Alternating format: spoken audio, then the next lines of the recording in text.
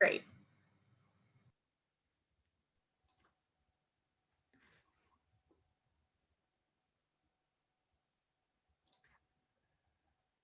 Great. And those that have just joined us in the last minute or so, Shannon has asked everyone to share your name, your Emory network or networks that you're associated with, your role, and any aspect of your Emory experience, whether curricular or co-curricular, that has been most helpful for the work you do with your networks.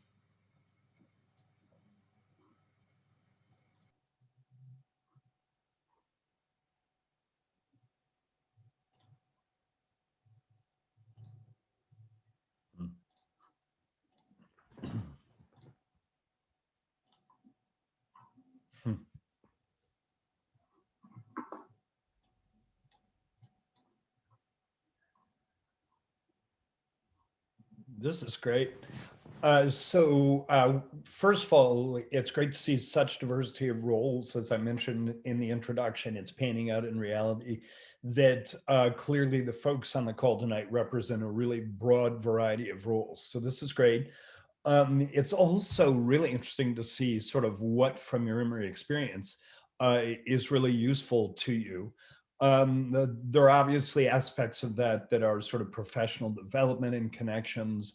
There are aspects that are related to scholarship and interestingly, the arts. So I think this is a really useful exercise for each of you to get a sense of just who's in the room. Some of you are probably familiar with a lot of the folks on the call, but there may be new faces as well. I do see that a few people have mentioned that you're new. Is there anyone that just wants to jump in quickly and share a story about time at Emory and the way that it's influenced your work with the networks?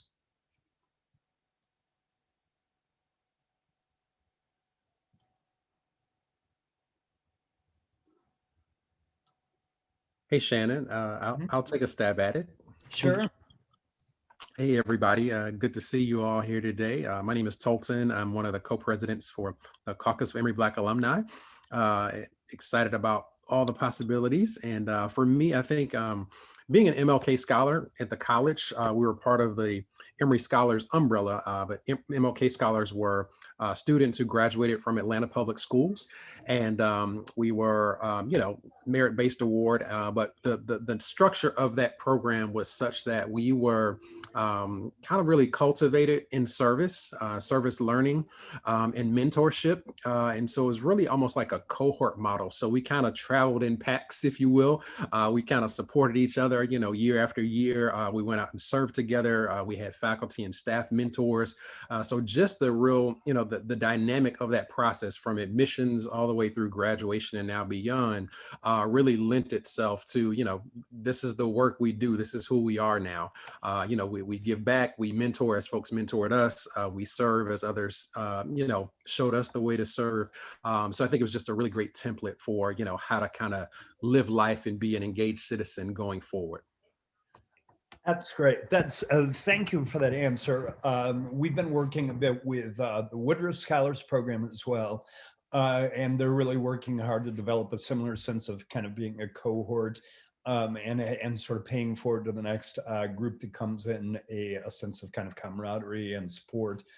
So that's a really, I think it's an enlightening answer from the standpoint that one of the experiences I've noted most about Emory is this spirit of cooperation and people's ability to help one another. So thanks for jumping in, doing that. Can I also say you have a great background?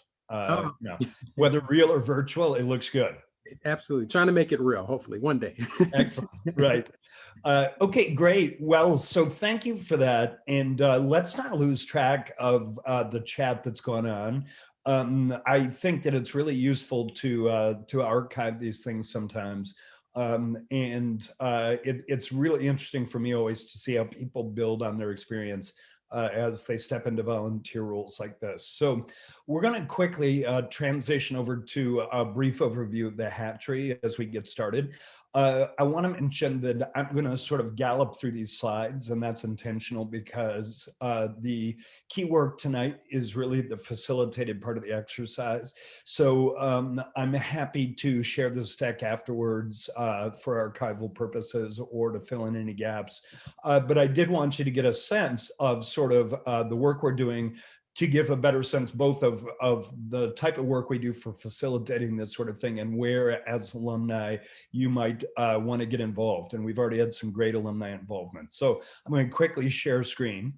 Well, it looks like I may be the owner of this. So it looks like you can probably go ahead and see my screen. So let me start this from the beginning. And give me just 1 second.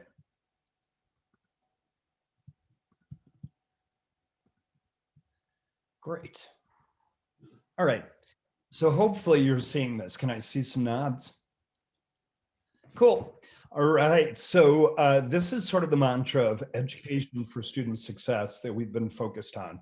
So the Hatchery, it's interesting to point out, is both a purpose-built innovation facility and a robust programming initiative that's designed to educate and empower student innovators of all Emory schools. And this is important. We are an initiative of the Office of the Provost, and as such, we really are beholden to students in every program. So that's sort of a unique placement for an innovation center in higher education. They're very often associated or run under the auspices of a particular school.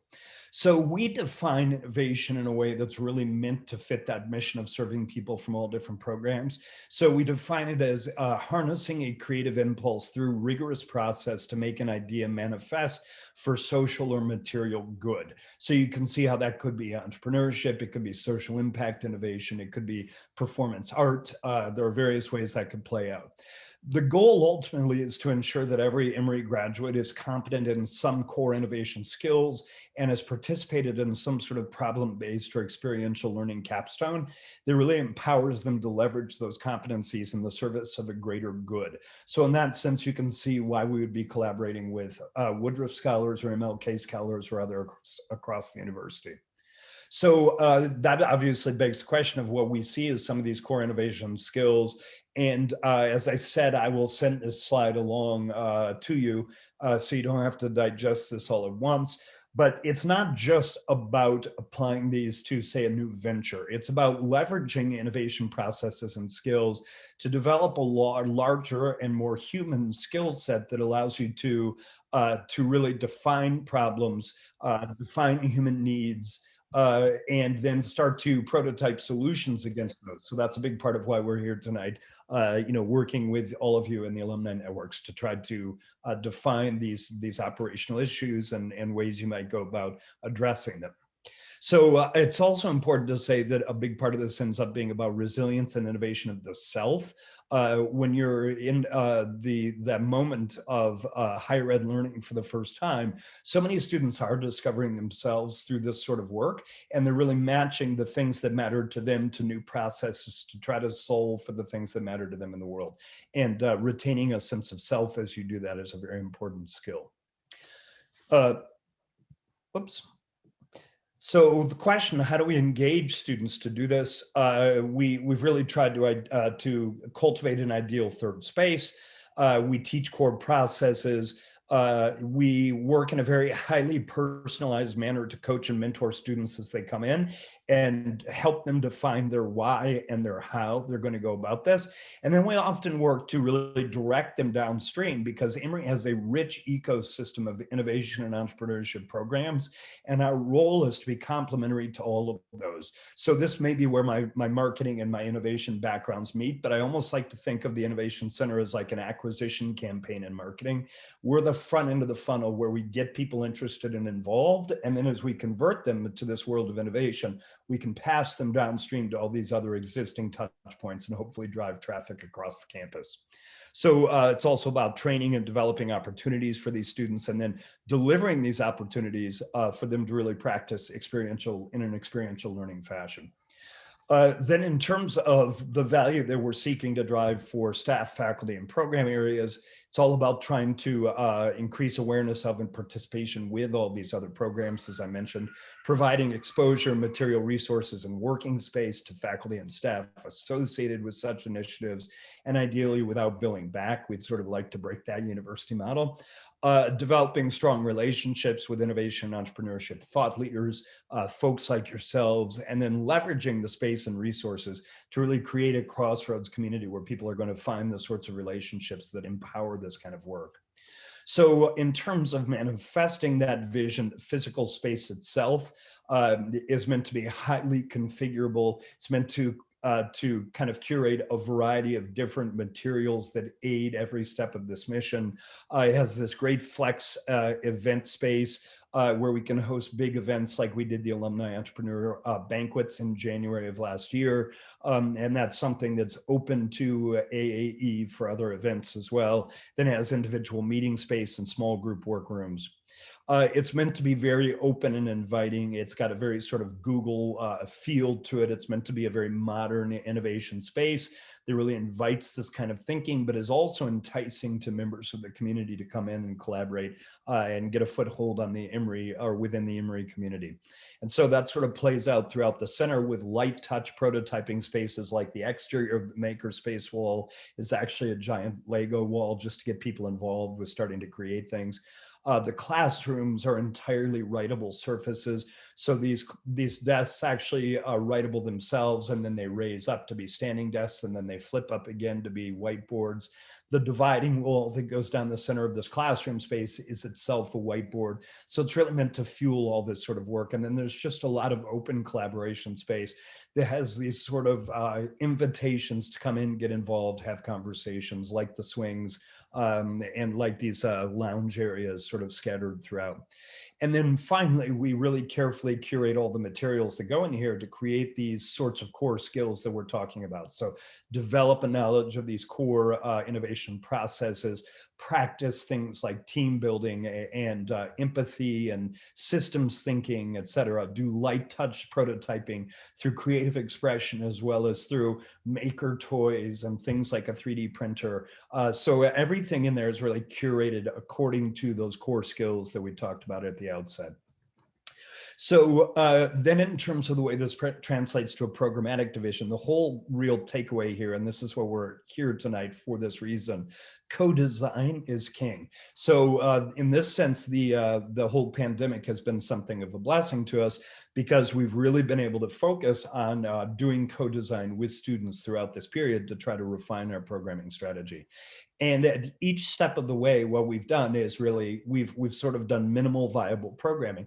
We've done a lot of discovery work with students, and then we've spun up and tested MVPs, which in our case are minimum viable programs, to sort of get a sense of whether those really are what the students needed. So every single one of the programs we've spun up and tested has been done so in relation to a core skill that students identified, or core need rather, like problem was canceled internships in summer. And so we spun up different types of innovation internships to teach students core process around innovation, and also turn them loose to do peer-to-peer discovery work with other students to surface, define, and solve for problems that students were having during remote learning.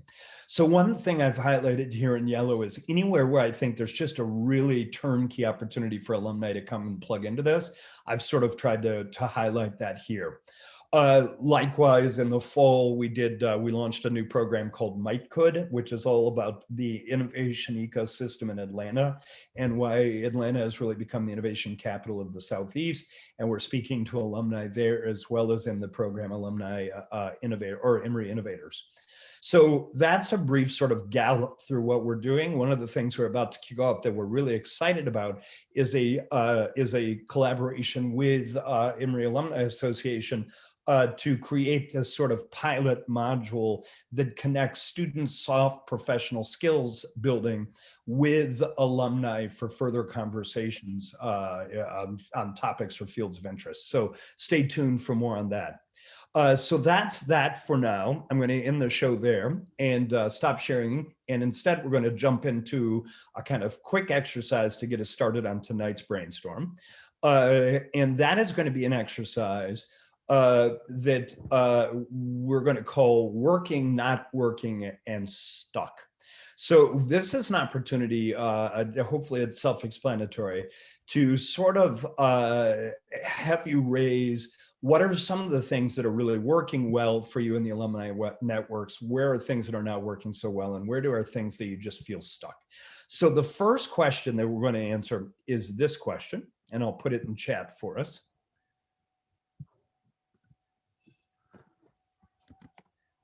Which is, are there particular network processes or programs that have achieved what you were hoping they would achieve in this last year?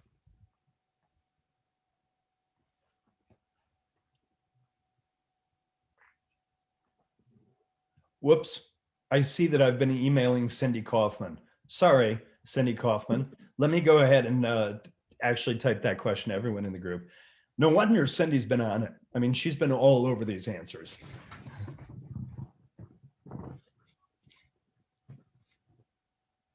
Shannon, do you want everyone to share in the chat their answer, or do you want people to unmute themselves? And let's go ahead and start with chat, and then to gain time on some of the later questions, we may also do some volunteer conversation.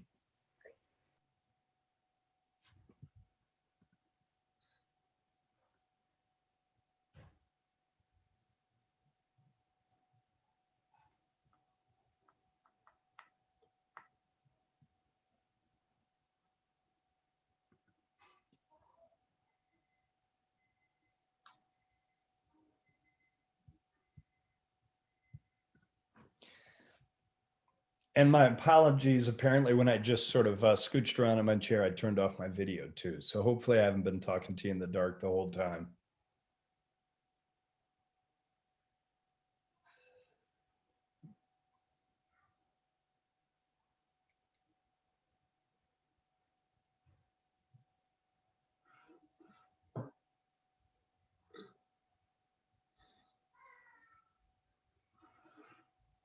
Well, this is great. These are some big successes, it looks like. So I'm going to move to the next question, and we're going to come back and try to look at some patterns. But even the things that are brand new, it seems that people are feeling optimistic, at least about these launch phases. So I think that's a great place to start. We're going to follow up on this with something that's still focused on the positive, but is maybe a little more targeted. And that is this question. I'll again put it in chat, and hopefully you can go ahead and just respond once again directly in chat. The question is, have there been any positive new developments or surprises for you in the last few months?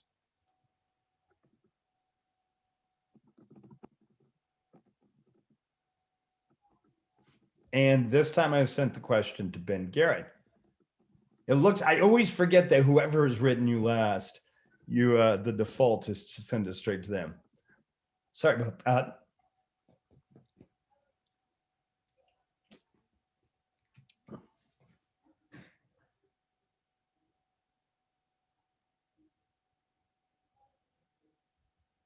Mm-hmm.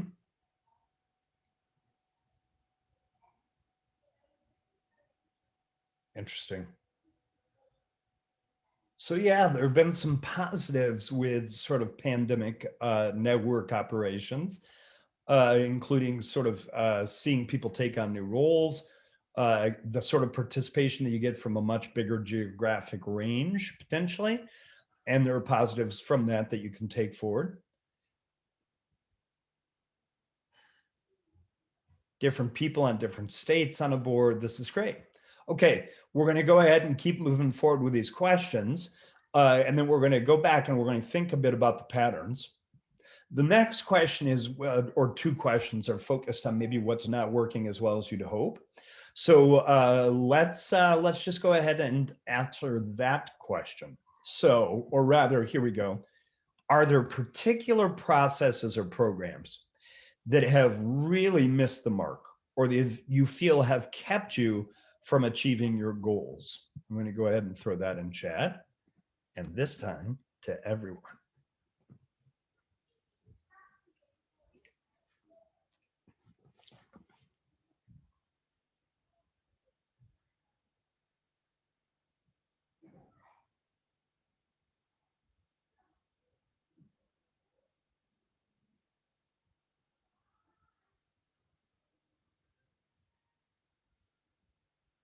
Hmm. Mhm. Mhm.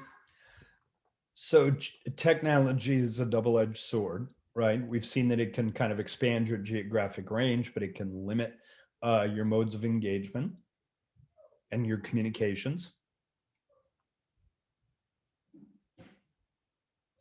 Hmm. Hmm. Zoom fatigue is real. That's one of the things that we've been working really hard with students to try to design some solutions for.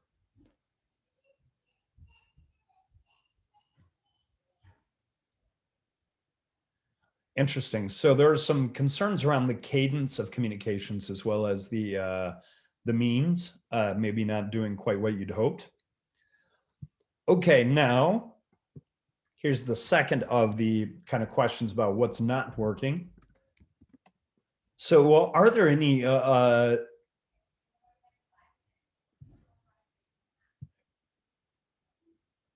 new negative developments or challenge that have emerged in very recent months? So this sort of like the second question about what was working. What in particular most recently is not working?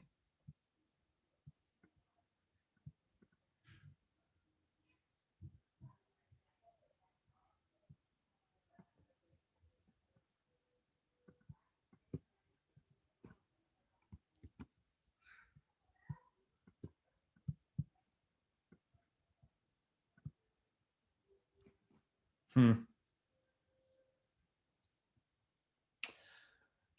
Boy, I hate to say it's reaffirming to know that everybody's struggling with the same things, but this is a pattern we've been discussing a lot with partners too, who say that registrations are steady and in some cases even up for virtual events, but attendance just is nowhere to be found.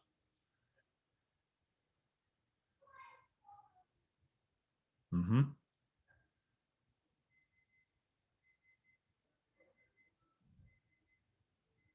Sure. The difficulties of sort of soliciting inputs to make sure that you're designing in a way or you're designing the sort of activity that people want right now, the problems of actually getting them to show up, uh, not being able to connect all media, social media platforms together for communication, right? Yeah. Integrated communications planning right now in general is just a challenge. Communications, strategic multi-channel planning, period, is tough. Okay, seeing a lot of agreement on that one, and also on this problem of registrants being non-committal and not showing up for the things they've signed up for. Last question: where are you feeling stuck? And this is a bit of a different question, right? So this is about sentiment. What's getting in your way?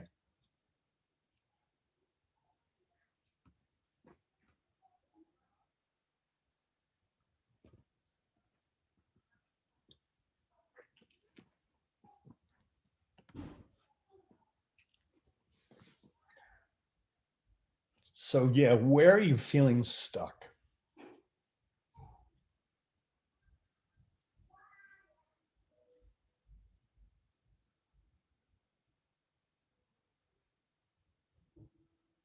Hmm. Interesting.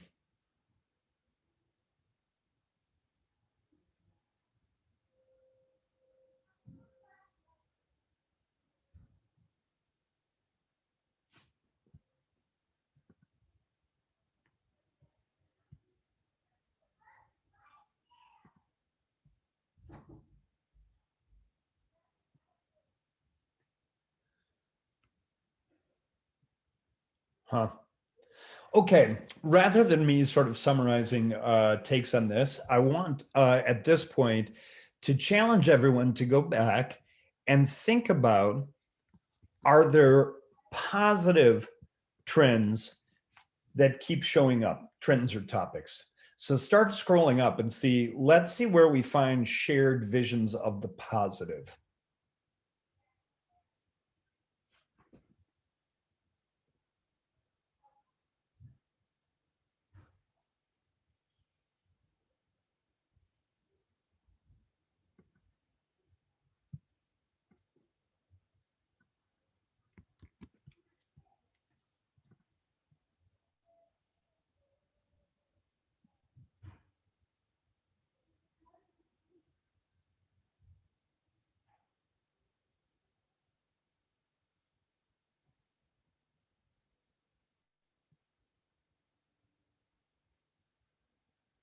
Mm-hmm.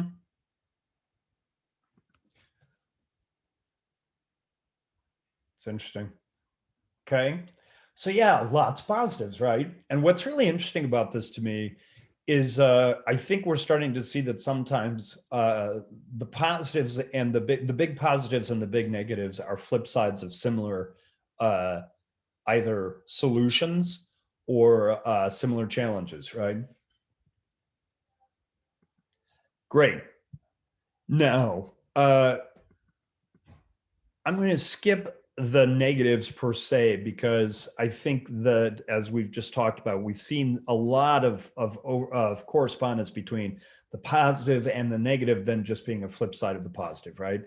So let's instead talk about this kind of shared sentiments around particular issues that are hindering forward or upward progress.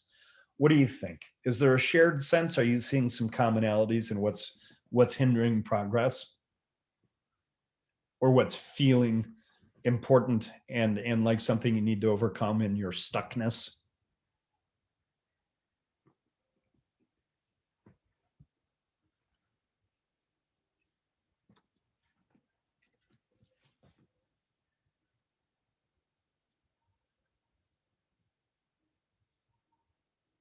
Mm-hmm.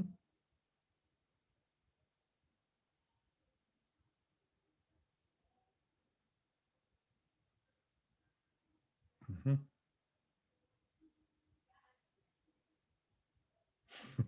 Yes, Nicole, you're allowed to answer.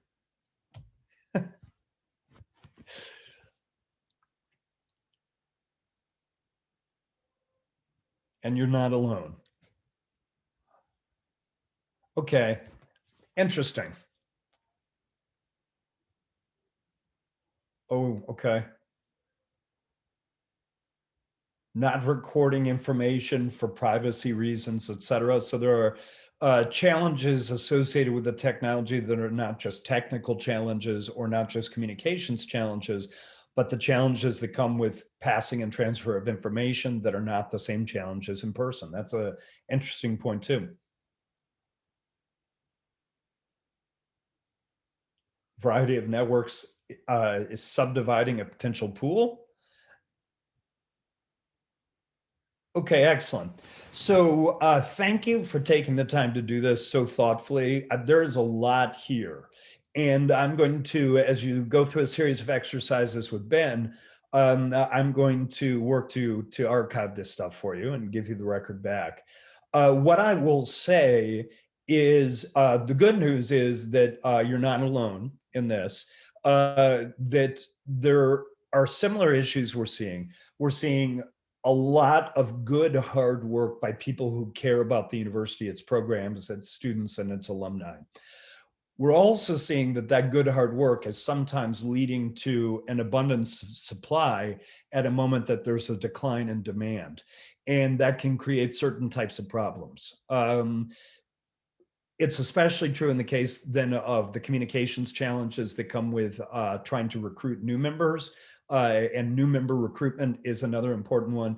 And then one that I don't want to lose track of that came up earlier is kind of a sense of purpose and how you both define and retain that careful focus and narrow, really impactful mission at a moment that you're kind of struggling on multiple fronts, right? With recruitment, with retention, with attendance, with communications.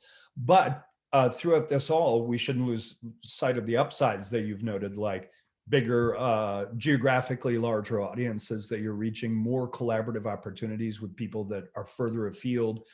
So a lot of really great work's happening. So at this point, I would like to actually turn it over to Ben to help us understand through a customer journey mapping exercise, sort of where you're encountering people and how you're helping to lead them to the experience of working with you in your networks. So I'm going to duck out, let Ben take over. And thanks again. This is a great start. Thanks, Shannon. So yeah, we wanted to bring the customer journey mapping tool into the conversation because at the Hatchery, when we sort of confront a human problem, and these are certainly human problems that we are working with, we like to return to empathy and trying to understand sort of the goals and journey and work of the different stakeholders involved in whatever it is that we're trying to accomplish. And a customer journey map is a really helpful tool in outlining the different sort of perspectives and stakeholders and journeys and goals and all of that that our end users are participating in. Specifically, we're going to be sort of tweaking a version of the customer journey map from the book Sprints or Sprint by Jake Knapp, who is one of the directors at Google Ventures. And I'm going to actually be sharing my screen here using a tool called Mural. And for kind of the first portion of this, I'm going to kind of act as a note taker. And then at a certain point, I'm going to share a link with each of you so that you can work directly on the board. But for this first portion of the exercise, what I'd like to do is sort of propose a shared challenge to then build our customer journey map around. And as I was looking at the different challenges, the different wins, the different feelings of stuckness, I think a sort of big, capacious bucket that we could put many of those things in is this word engagement. And I think it would be helpful if we built at least one and maybe a couple kind of customer journey maps around engagement with your networks. So I'm curious, can I get like just in the chat if you want to just do like a +1 if that seems like a good bucket. If that bucket seems awful to you, you can put like a frowny face or even just like unmute and be like, I don't want to talk about that, Ben. I'm seeing a lot of +1s so far, so this is good. Okay, I'm gonna start going. Say again the bucket. The bucket is engagement and specifically how to increase or maybe deepen engagement with your network. Cool. There was a really big moment of suspense there for me, Adam, where you like put the question and then I said it and I was like, is he gonna give me the +1 or is this whole thing over? So I'm glad we got the +1. Okay, so I'm gonna go forward here with sort of this challenge of engagement. So the first step of this customer journey map is let's get our stakeholders on the board. So who are the people who are involved in this process of engagement? And feel free to just unmute. I'm going to be adding sticky notes to this board. So unmute and tell me a stakeholder.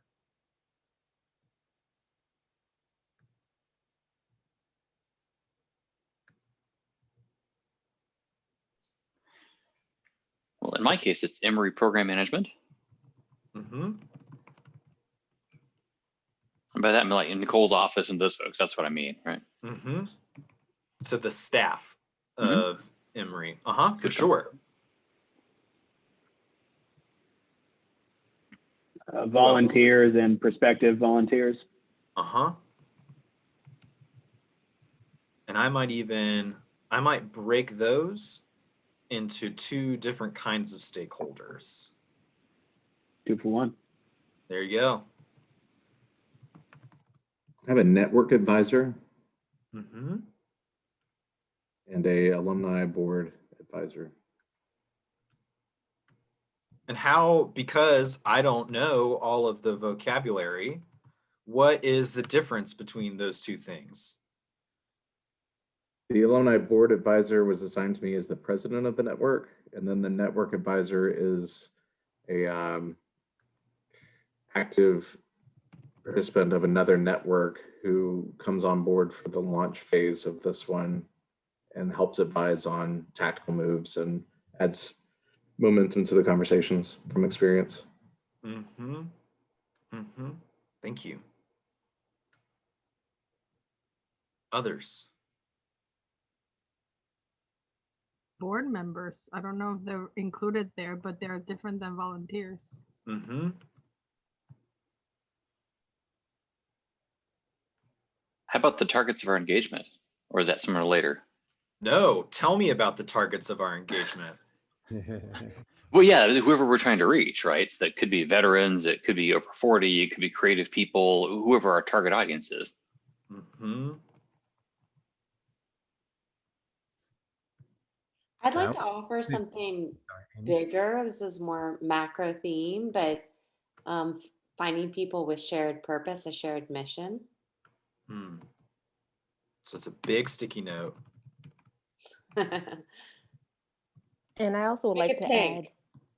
add, and I would also like to add our potential alumni, so our undergraduate students who are either like seniors or in graduate school, that we can engage with them early on. Beverly, you read my mind. I was gonna say that same thing, kind of break it into two groups: those that have yet to quote unquote join, right, or be engaged, and those that maybe already are. And then maybe a third group, right? And I guess kind of be a sub of those that already are, but maybe those that haven't been engaged for a while, right? So kind of Mm-hmm. inactive members. Mhm.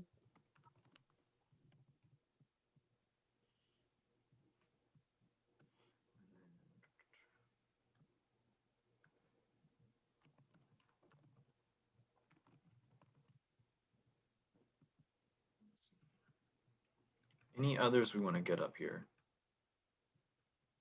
I don't know if this is going out of our scope, but maybe just local organizations that we work with. Because Mm-hmm. I mean, there's like, at least in my chapter, different places that we work with every year. Mm-hmm.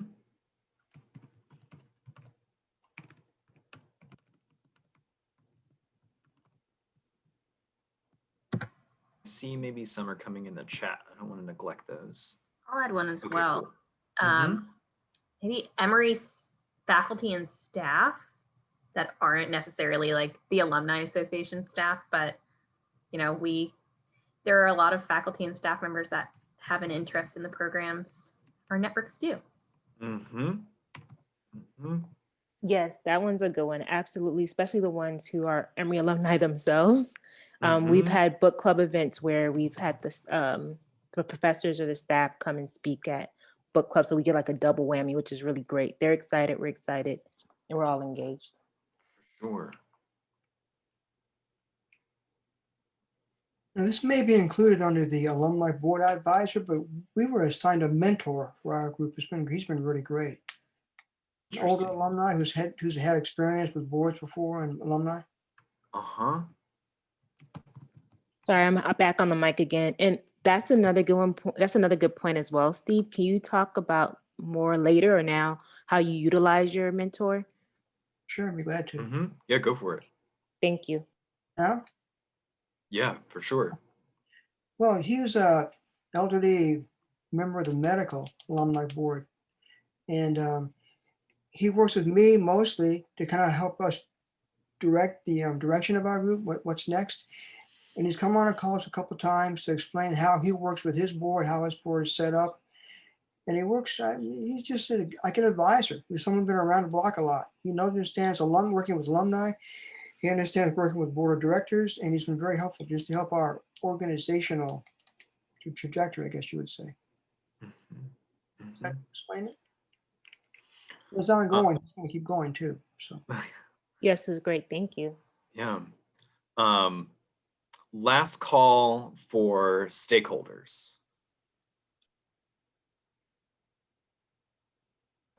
You know, one just kind of wild card, Ben, would be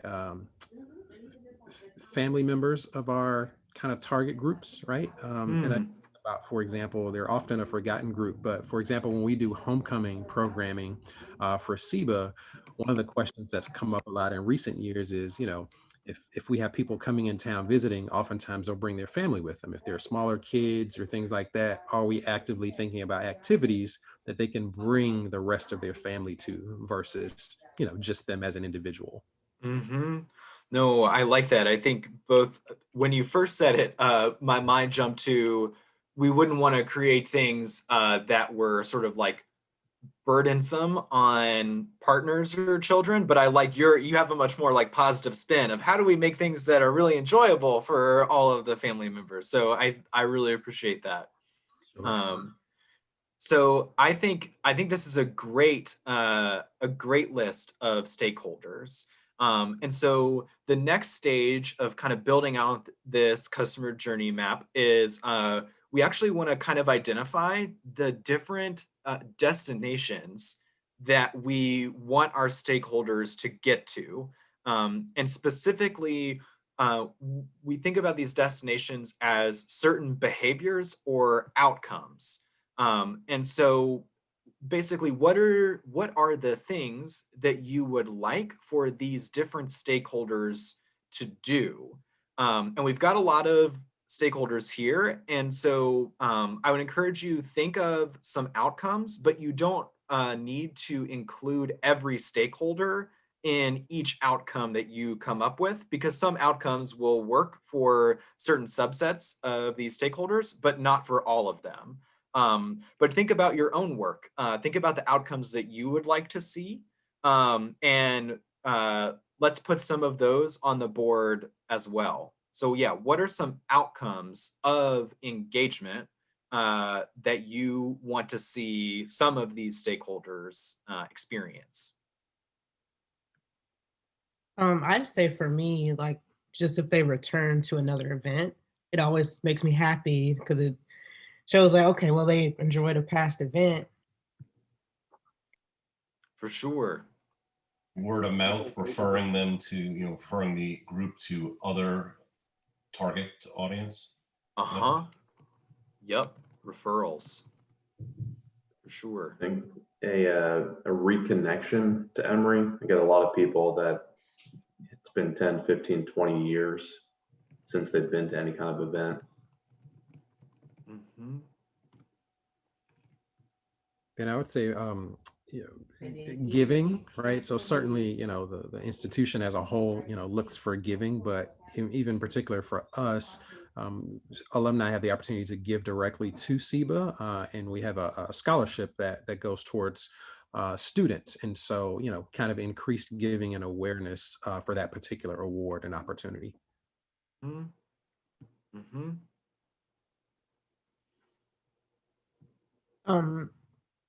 Attendees seeking more leadership opportunities. Sure. Increased networking opportunities as well.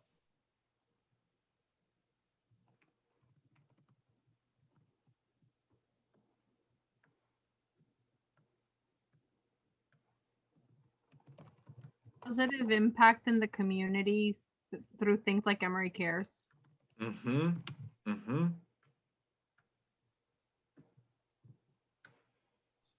I think also having consistent and staple events that the network is aware of that will happen every year, so they can look forward to attending or partaking in.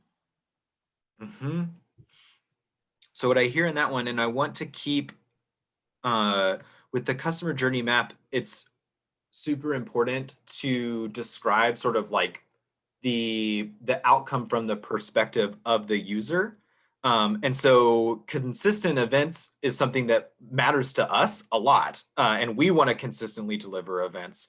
But tell me a little bit more about the value from the user's perspective of those consistent events. What did they experience from that?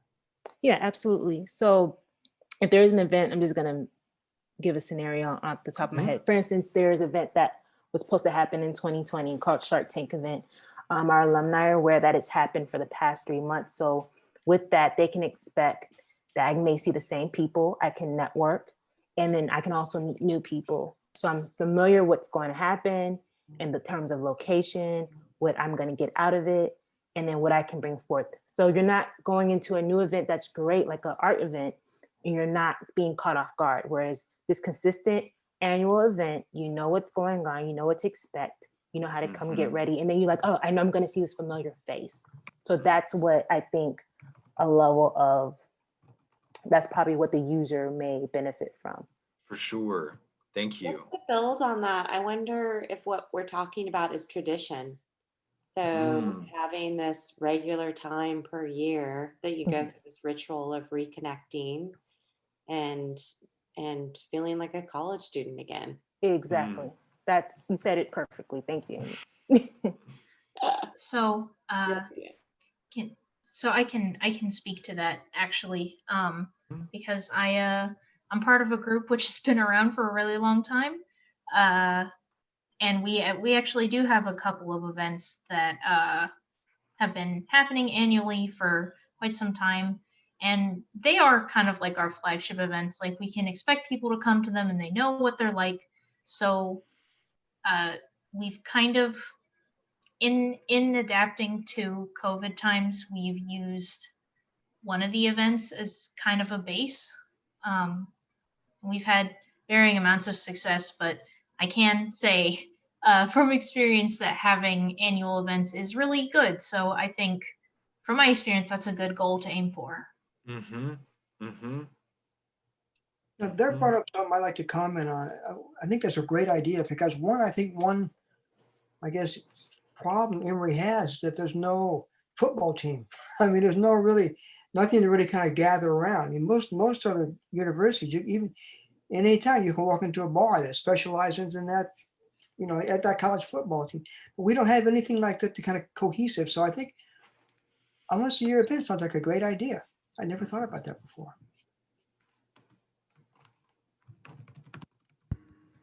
So I'd like to add a somewhat different outcome. I would like to see my board members feel empowered to like host events that are like personalized or somewhat like connected to their profession or something that they're passionate about. So like I think it's difficult sometimes for board members to realize that they can take initiative and just this is the right platform to like bring in like your passions and like share it and connect and try to connect with others who have that similar passion. Like I've noticed that healthcare, for example, is a huge topic that I hear over and over again that comes back from like just our members in general, and no one has acted on it, but I think it's a great idea, and I'm in the business realm, so it's a little different. So I'm like, okay, someone take that, like do it. But yeah.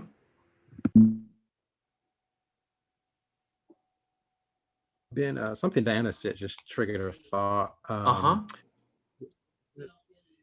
In terms of outcome, perhaps more robust leadership pipelines.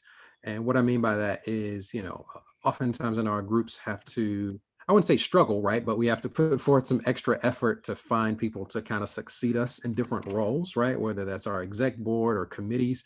And so perhaps, as we increase engagement with different stakeholder groups, it's not such a struggle in the future that we've kind of now built this pipeline where people want to serve, and it's not as hard to kind of track them down or, try to pull arms to get people to serve. Piggyback on that thought is just professional development. Just to think about volunteer leadership as professional development. I like the idea of, as well as just trying to create the sense of community within each of our, different associations and possibly, nationally as Emory, alumni as a whole. And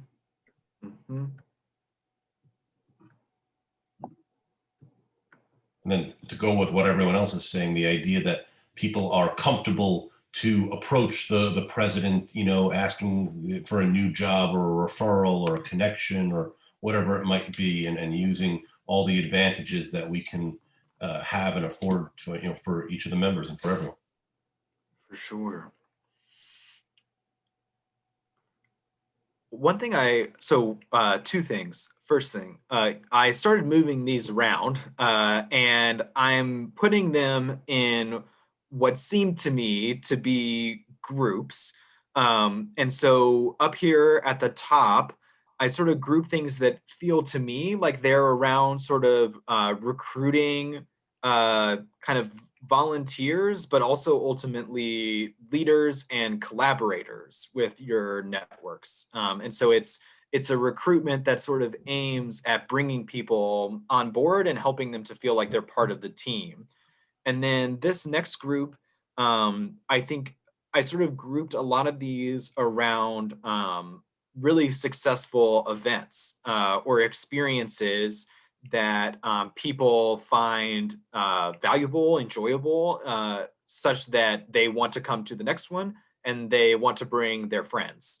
And then there's this group, which I think is really fascinating and kind of brings me to the second point I wanted to make is I wanted to commend this group on the fact that we started out with things like we'd like for people to come to our events, and then moved to some really like core human like desires and needs and sort of foundational experiences of like community and tradition and collaboration and like a sense of comfort.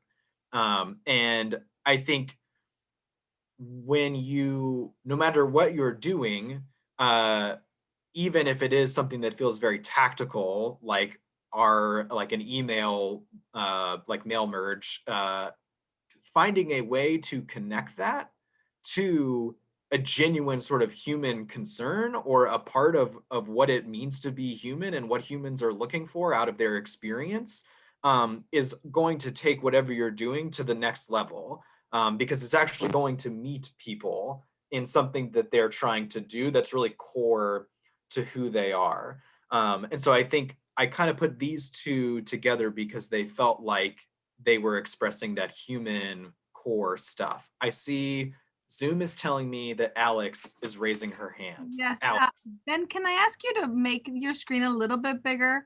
That's like elder mom in me. No worries. Let's see. So is it that the sticky notes are too small? Yes, Holy cow, that too. might be too big. But here we go.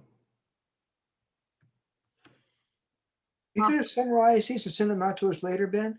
I can send them out to you later, but I can also just do sort of a quick, like, here's the first one around kind of recruitment of volunteers and leaders.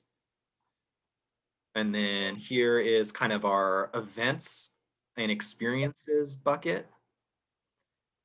And then I have here kind of our community and like human connection bucket. And then I have a couple that are the professional development and the giving to particular initiatives that I think are super important, but they don't feel like they fit quite as neatly into those other categories. But what I want to do now is I'm going to zoom back out again, because what I want to do now is connect the dots between these stakeholders, or at least some of these stakeholders, and at least one of these buckets. So I want to do a really quick, very unofficial poll in the Zoom chat. So I'm going to stop sharing real quick and ask, basically just type in the chat either leadership recruitment or event attendance for the destination that you would rather us map.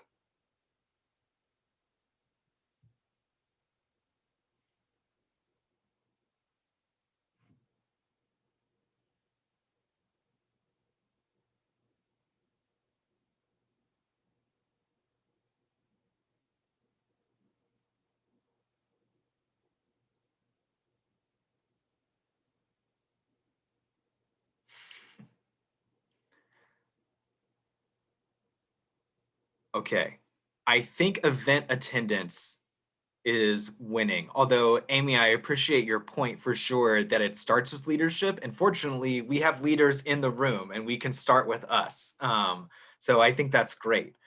So yeah, okay, I'm gonna go back to the screen here and I'm gonna move some stuff around. And what I'm gonna try to get at is setting up which stakeholders are going to be really involved in kind of getting us from stakeholder to the kind of end goal here of event attendance. So let's see. I suspect that, yeah, target audience is definitely going to be there. Maybe not them. Staff Maybe. for sure, 100%. Sorry? Staff. Yes. My staff is huge when it comes to getting attendance and promoting events. For sure. What else needs to go in there? I'm going to kind of stack a couple of them.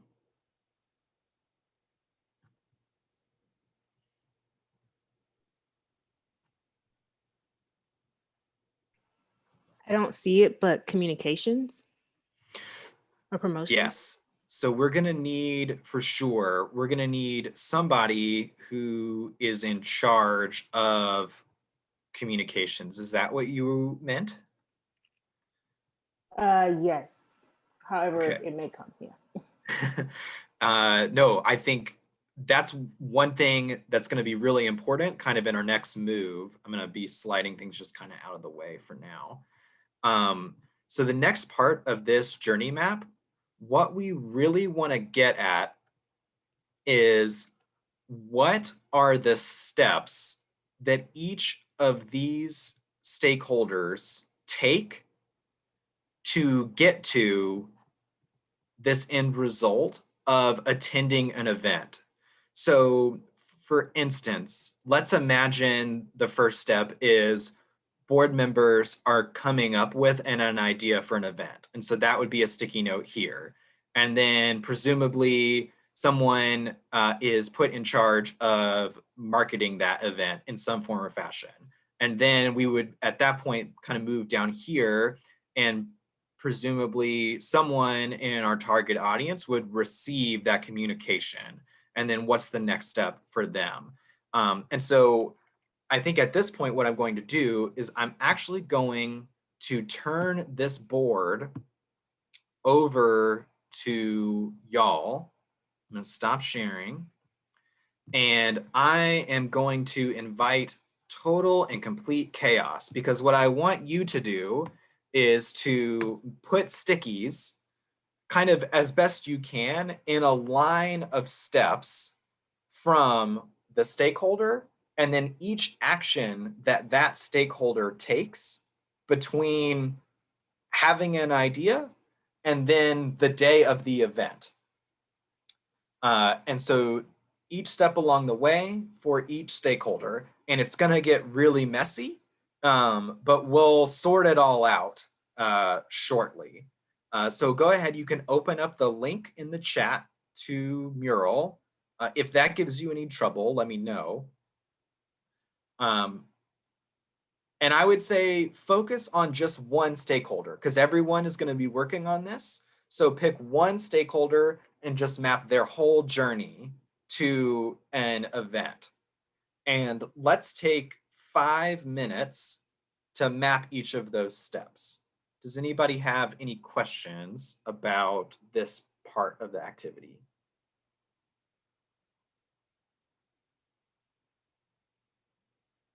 Great. Let's make a mess.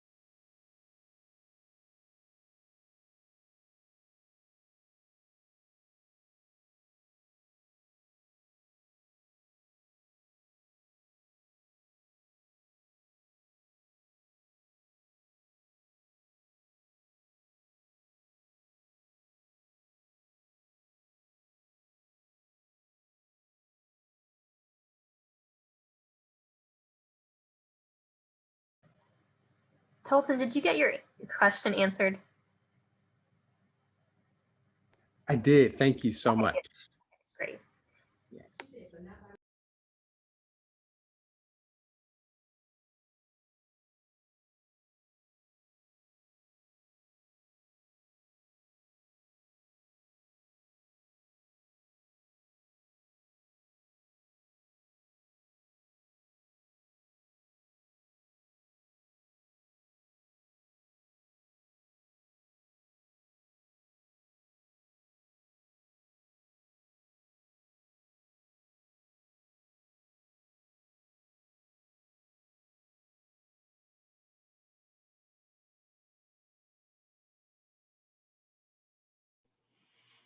So take about 30 more seconds to either finish up a sticky note or to throw one more on the board.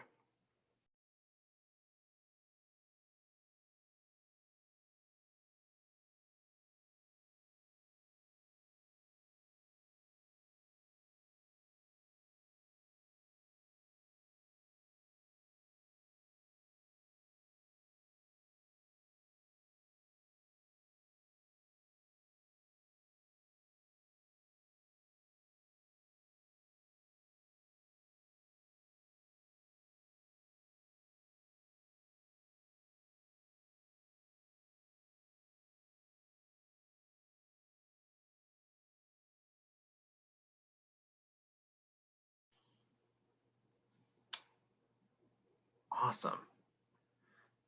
So this is fantastic. I love all of different colors. I love the different approaches to these different journeys.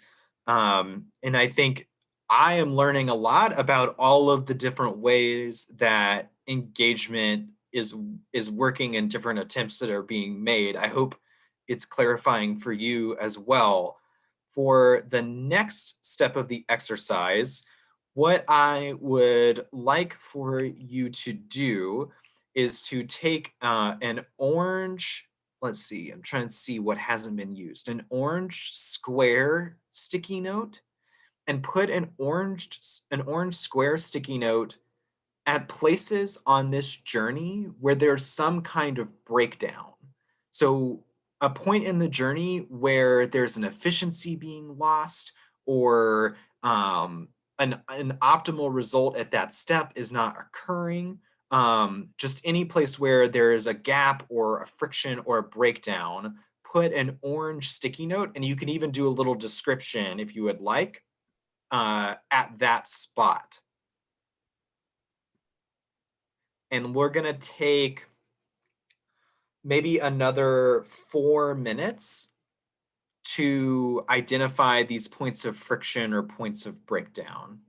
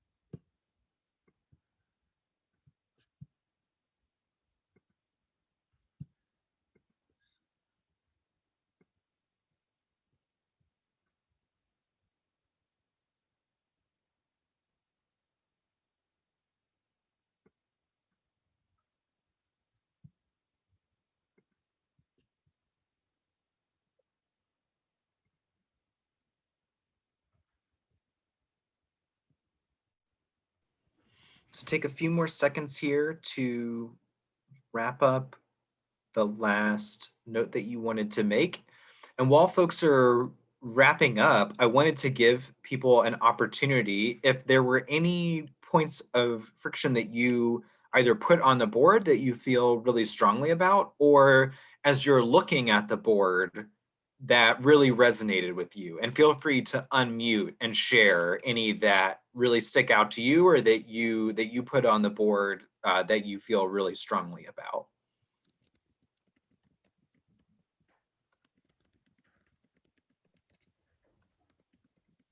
I saw some suggestions that sending out a survey would be really helpful.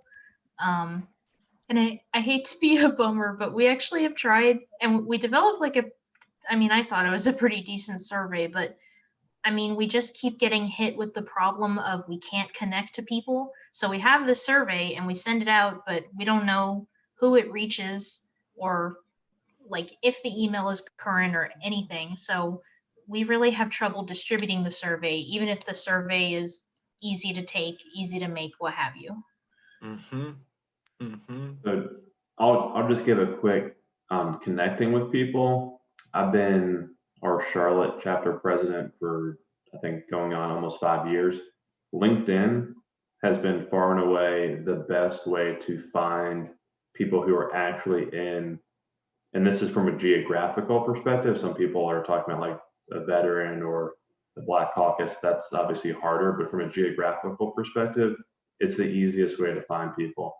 If you think about like, if I move to a new city, my first thing is probably I'm moving for a job or family. I'm probably going to update where I live on LinkedIn. I'm not going to update my Emory profile until I go to register for my next event. And now I need to put in my new address. And what I've been told over the years is in terms of email blast, like, especially for someone who just graduated, they still probably have an Atlanta address in there. They're going to get all the Atlanta events, even though they could be in Chicago. So whatever address you have in your profile then dictates what kind of chapter, geographical chapter kind of email blast you get. So I've connected with a lot of people over LinkedIn, and then the first thing I'll tell them is update your Emory profile so you will start to get our email blast, and that really gets people out of the woodwork, in my experience. No, I would plus one that, Scott. I in a prior role, I was a recruiter for a social impact accelerator. And so connecting with people and sort of cold calling was a big part of my job. And LinkedIn is so helpful. One, the geography point, that is so right on. LinkedIn is also really helpful because you can tell how active someone is on LinkedIn in a way that you can't with like an email address. Like you don't know if a person is checking that email ever. There's no signal. But on LinkedIn, you can at least tell if someone's really active, and it sort of communicates to you, actually, this person, they like a lot of other people's posts. They make their own posts. They're following a lot of different things. There's at least some signal that's publicly available that is a good way to reach out to them. And it can save you time because you're like, well, this person clearly is super responsive on LinkedIn, so I'm going to reach out to them. So yeah, LinkedIn is super helpful for that kind of outreach. Any other points of kind of friction or breakdown that anyone wanted to call out?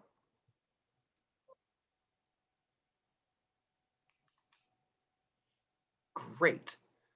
So we've done a really good job articulating sort of what ideal outcomes would be, for who those ideals would be sort of ideal, the different ways that people might arrive at those outcomes, and then sort of the blockers or problems that are standing in the way of those outcomes.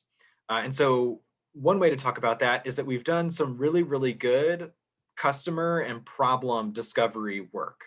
So it's borrowing some language from Lean Startup. And so when we have a really good sense of who our customer is and we have a good sense of what the problem is, we can start to think about a solution.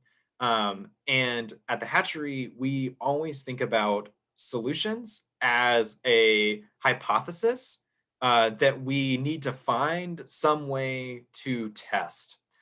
Basically, because we're doing innovation work, we don't know on the front end what the solution is. And so we basically make assumptions and guesses and test those until we arrive at a validated hypothesis around what the solution is. And so we do like to use the sort of lean startup methodology for identifying and testing different kinds of solution hypotheses to the problems that we are working on. And so what I want to do next is actually work with y'all to design some of these experiments to help address some of these points of friction or breakdown. So I'm going to share my screen again really quick to walk you through a tool that is very handy for designing these experiments. So share my screen. Okay, so this is our handy dandy experiment design worksheet.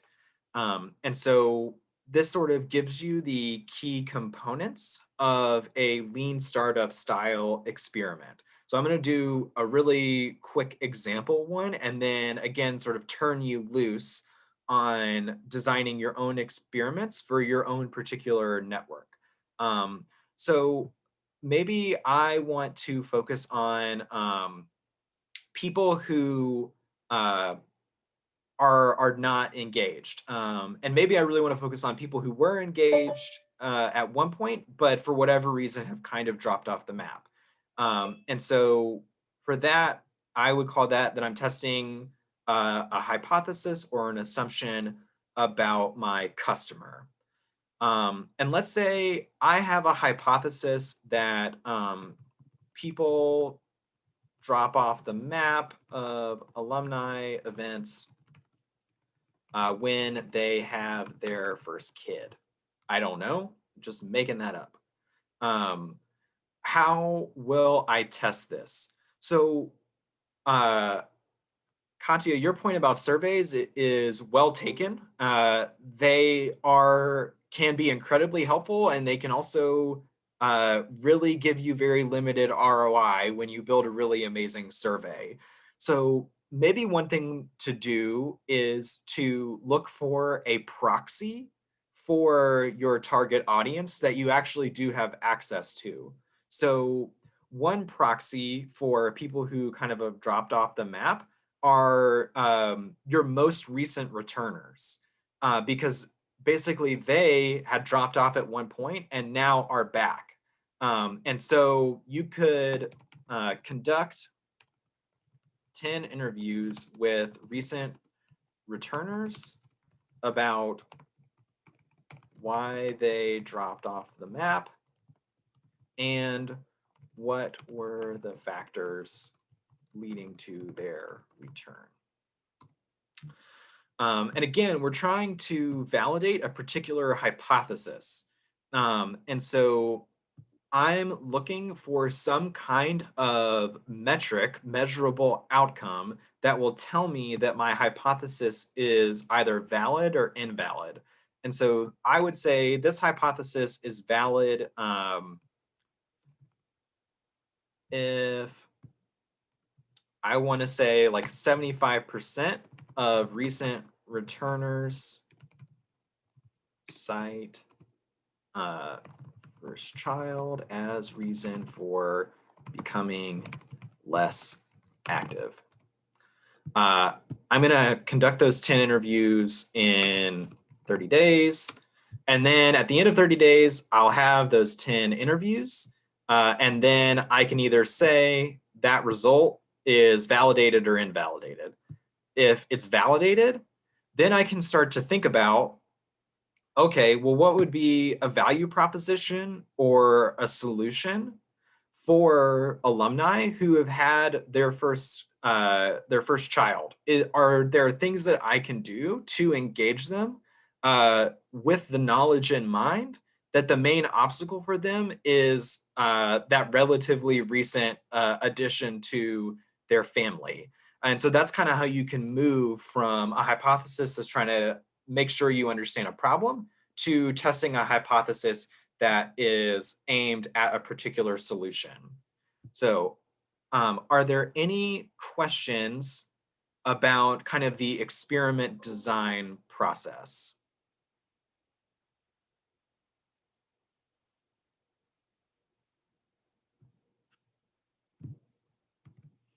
I figured you would all be instant experts. And so I will proceed. I am putting the link to that experiment design worksheet in the chat. And so just grab a line on the sheet and you can build out your own experiment. And you can build out multiple experiments if you have different audiences that you are focused on. Maybe you have different hypotheses about the same audience. So feel free to build multiple hypotheses. And I would say, let's take 7 minutes here to just sort of flood this table with different experiments. And if you do run into a question, feel free to just unmute and ask me.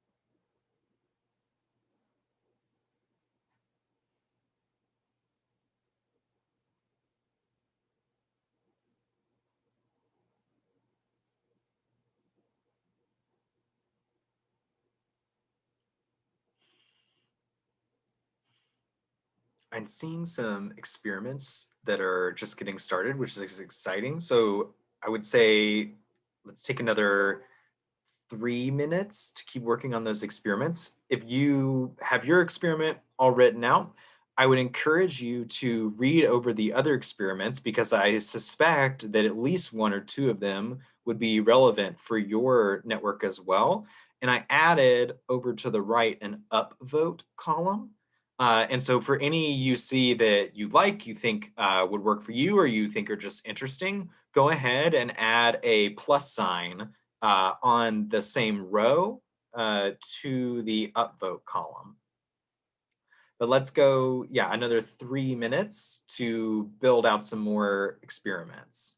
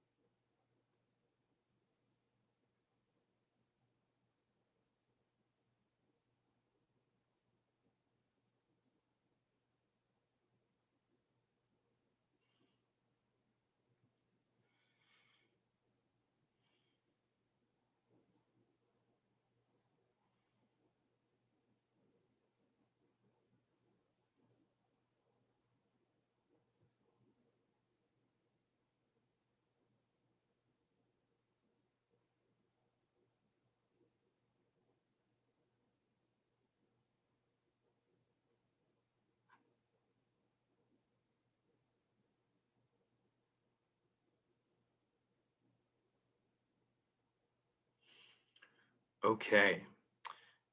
As you are wrapping up writing your experiments, I just wanted to kind of conclude this portion by saying I think these are some really amazing experiments. I think you would learn some really helpful things about your customers, about the channels that you're using, about what's really valuable to your customers. Also wanted to applaud y'all on your usage of like data and like really clear sort of go no go metrics in the hypothesis is valid if section.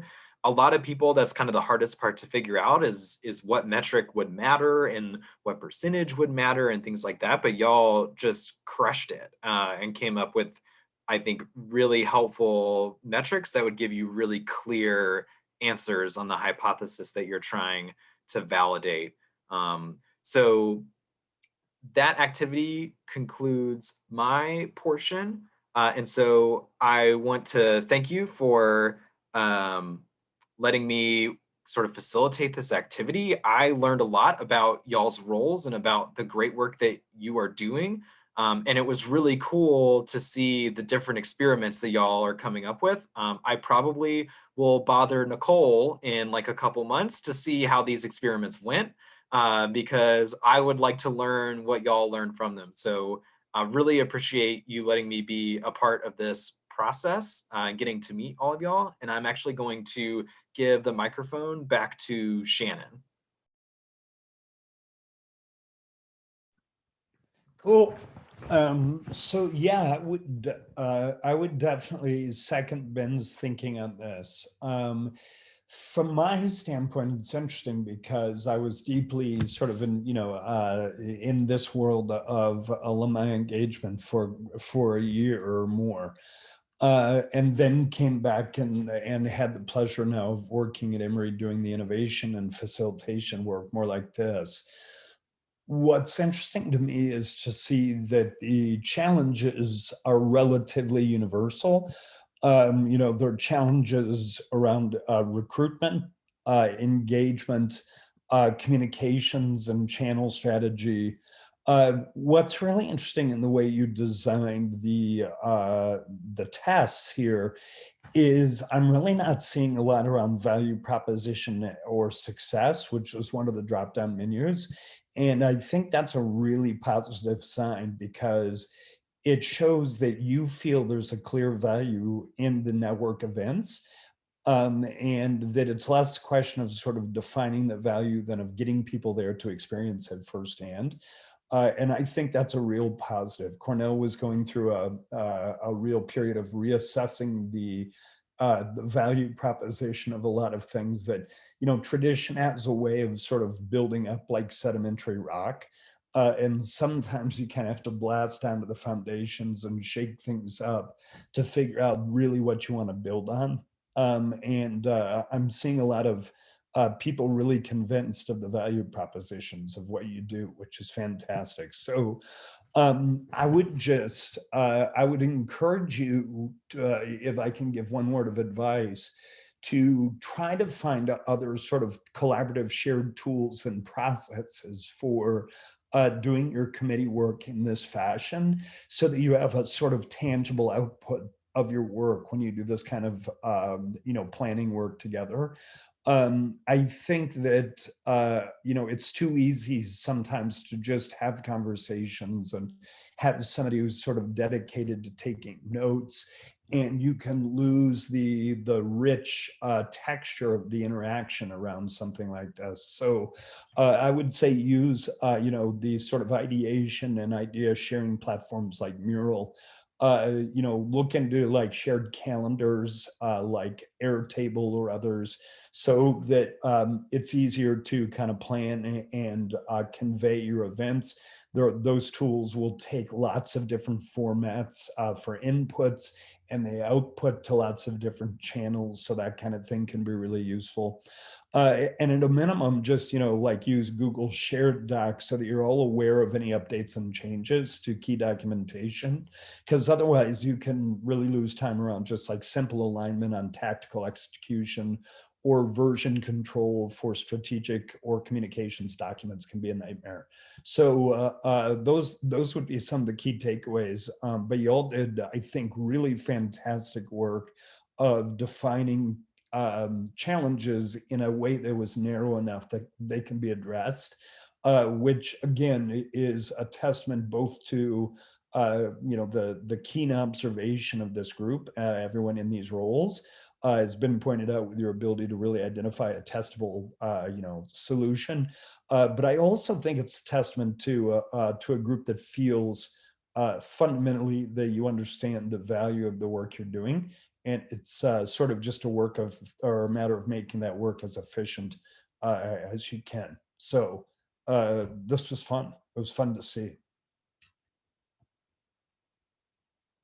Great. Well, thank you again to Shannon and Ben for leading us through this exercise. And I know that Alex and I have really enjoyed listening in on everything as well, and contributing to a couple of the activities ourselves. So with that, Alex, did you want to? Can I ask a question? I'm just curious. I love Mural.